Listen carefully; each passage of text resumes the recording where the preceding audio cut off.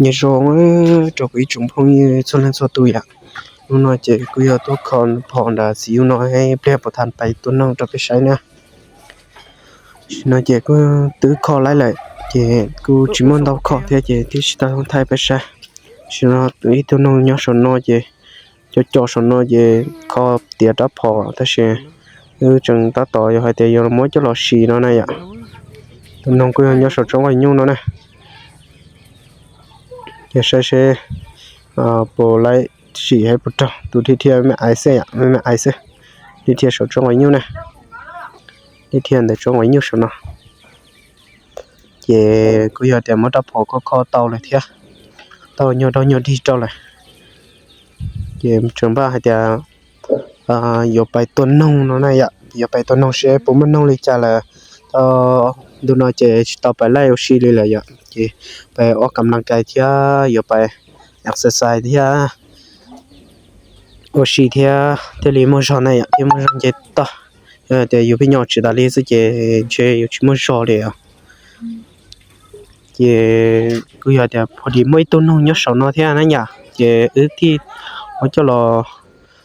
太那天没有人那这边晒的，没事还不着些，有点太也，一把呢呢，小呢多了。cho nên chơi theo kéo tới à nếu mẹ ai thế chơi cho các lực giống nó cô giờ thì lo thế à chơi bao thì cho nó tới này để bỏ nếp lại để bỏ nếp lại chơi chịu nhớ tao nói vậy cả đã bỏ theo chúng ta tao số sử dụng sau ta rồi sẽ bỏ đi trả hay lại hay bỏ tao đi trả này nó tao nó rồi nhưng mà cháu sẽ bỏ lo sẽ đi trả theo sau xong để lông chơi cô bỏ cái lại này ạ nhớ số nào và sẽ cho này nhớ số cho các lưu dụng số này một chú là cho biết sao nè bỏ sau số nó này tụi nó nữa tụi nó ôi yo chỉ cho nữa chỉ cho nè bỏ hay sắp bảo nè chỉ cho nữa chỉ cho giờ con trả lời dạ cho chú cha dạ giờ thì nếu số thiên đây là nếu thiên đây thì tôi cho này thì nếu số thiên nó đều cho là cái giờ thì nhóm ba bài tuần hồng xí nữa nếu cho của bài tuần hồng sẽ muốn hồng đi chả nữa nhớ sẽ chỉ mà chịu đi nè chỉ mà là chịu chứ nhóm cho bài tuần hồng nữa bài tuần hồng bài chọn hồng tôi hay muốn hồng đi chả sẽ tổ bắt đầu nông nè, cái nhỏ chế là nhỏ cần gọi thì à, đó nó chế thì ở bài pi lót té đó, là nhỏ chế nhỏ kia ở bên nông nó sẽ té, nông ở té chế, xong rồi nó sẽ, là nhỏ li là ta li này ạ, bé chế, mua chai nhỏ mua chai uốn này ạ. Tôi cho nó cả chẳng cố con đỡ hiểu vậy tại vì cho nhiều nông nó chỉ nhiều nông mẹ ai sẽ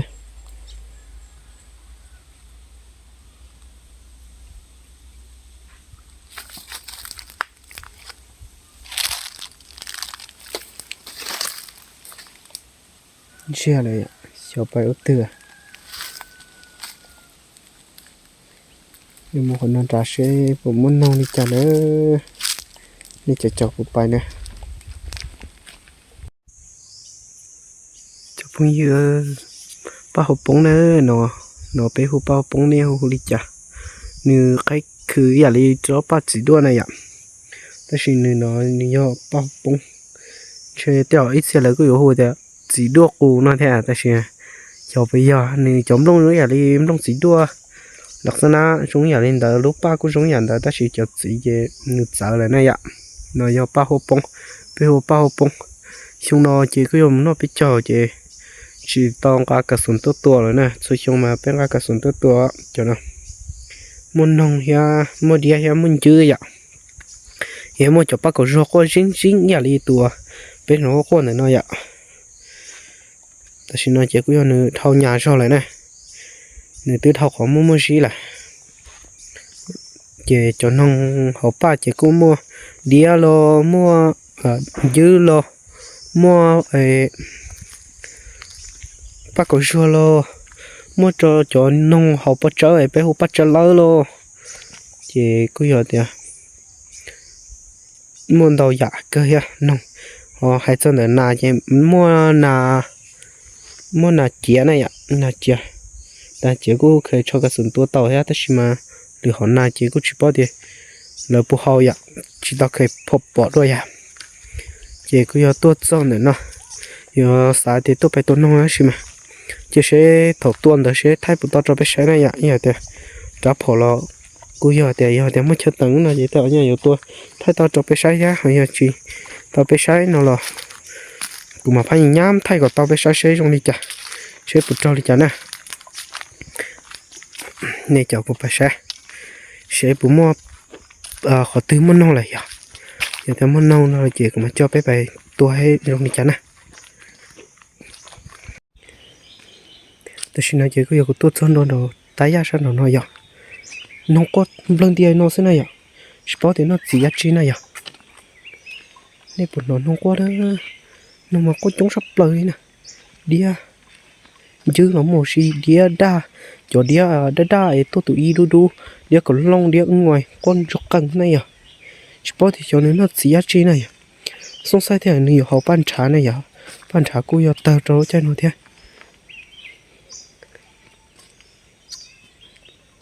mà nhà sẽ phục bọn nông đấy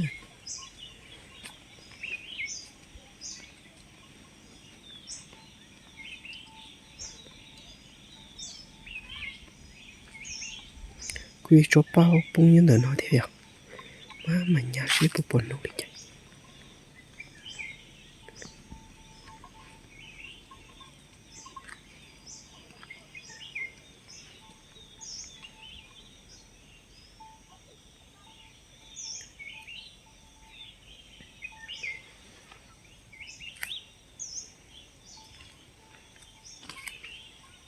cho nó chỉ bọn nó này à chỉ bọn nó bài lý cho sẽ bọn nó này à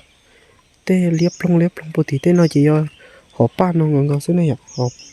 liếp lông bột thì tê nó là bao bông tan cho thế này à nhưng nó chỉ tôi lên ly này à tí ở trong tôi mà lấy tôi chỉ có khâu to bỏ chỉ nhỏ tốt sẽ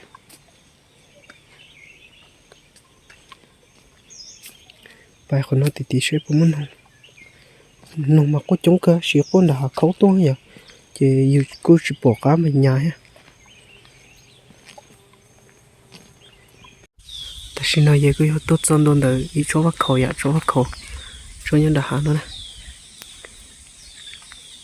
sẽ tít tiêu sẽ chụp lời cho bắt khẩu cho đã hả nó ya nhót vì tao nói chuyện cho số sẽ chụp lời nè lời của tôi thế vậy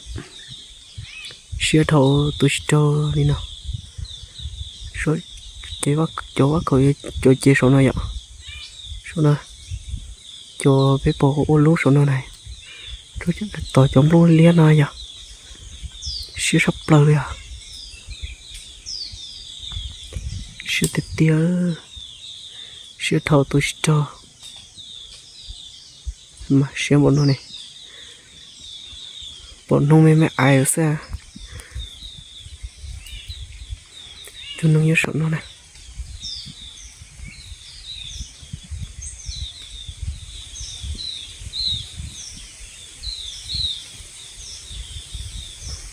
giờ chả nhau non chia thứ bỏ chả trua số tông nội dung chia bỏ liền được tôi nhớ là nó này vậy non gì giờ tôi nhớ là nó này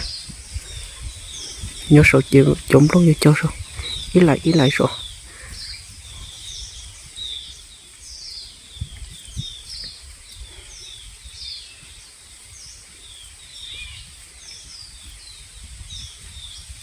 cứ yêu tân thiệt tới chỗ và không nhân thật nói vậy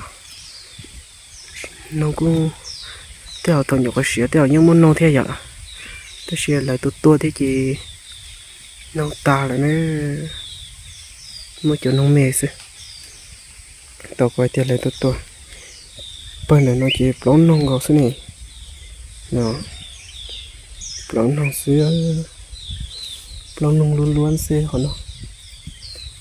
ที่เชปุ่มอีเพลนให้ปุ่มมันจะโน่nó bên nó lọc cây bên nó vậy mà tôi cho cây bên nó sẽ cho xem là tôi cho nó vậy khi đó trâu giống như bao ngày chứ sẽ chỉ tôi cho để cho con nó mà tôi cho sẽ sao như tôi cho sẽ nè tôi xin nói cho tôi bấm tôi vậy cho cái bài sai nè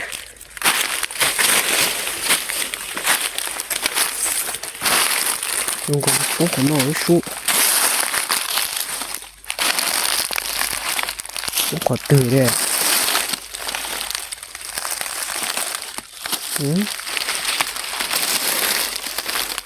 我对蹦到啥不要这些是照嘞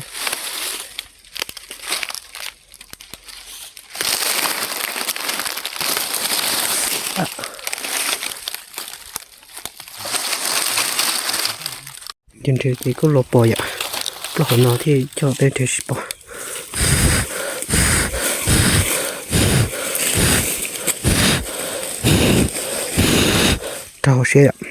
trâu xe tay khỏi cô không được nè rồi do bé hồ điên ngoài này vậy cô cho ở đây cô kêu bây giờ cô tua được cái sao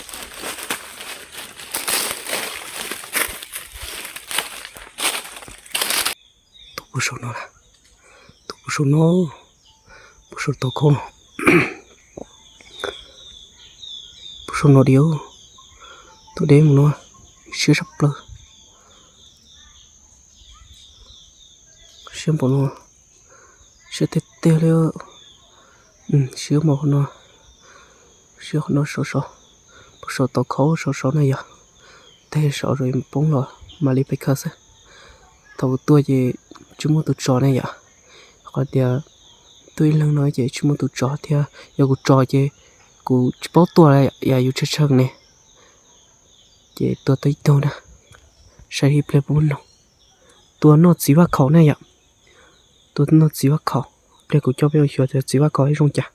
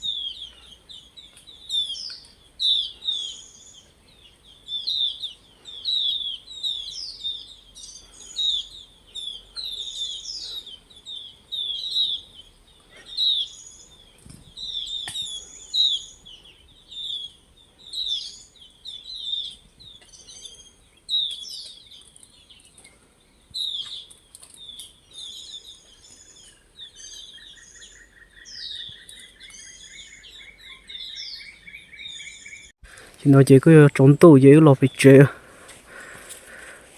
trống tủ chỉ lò phải chơi nữa cho bé lò sinh chi nó cho vào khẩu cho nó nè một con nó đã kiện đã cứ ít nhau khoa khác cú tuần chỉ tuần nóng xài nữa nó vậy nếu cứ ngập phò ha chỉ lò phải chơi là nè bây giờ lấy sinh chi đồ để kịp chơi này ạ cho phong như số lượng số tuổi ạ thì nó nông lò cũng bài ta hay nào lò chuyện món nào vậy trong thế này chuyện món nào nè món dia món nhỏ không mấy xưa giờ trống đồ thế chứ lò bạch chè nữa vừa to của tôi tới từ nóng xài tôi tới từ xưa vậy chứ ở trong đó cho cũng như số lượng số tuổi chụp báo rồi cho sai thế của tôi nóng xài thì không đây là nó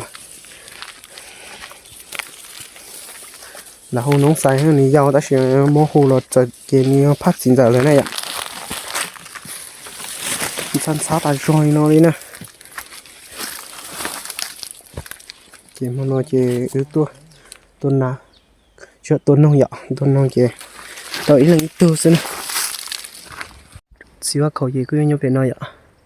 ยังเป็นน้อยยังไปละมุดเอาแกชนตู้จิน้อยตัวน้องกัวเลยอ่ะจิน้อง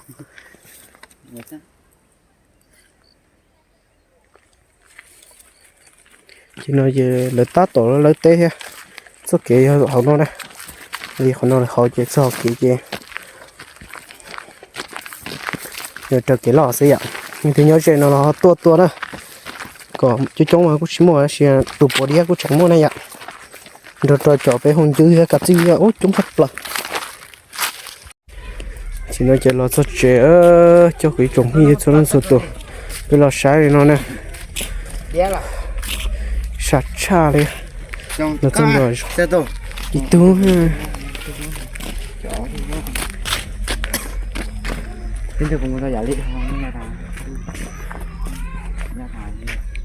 đu trong có sập lơ mà nó còn đu lép plong ha hai tê hai tê lơ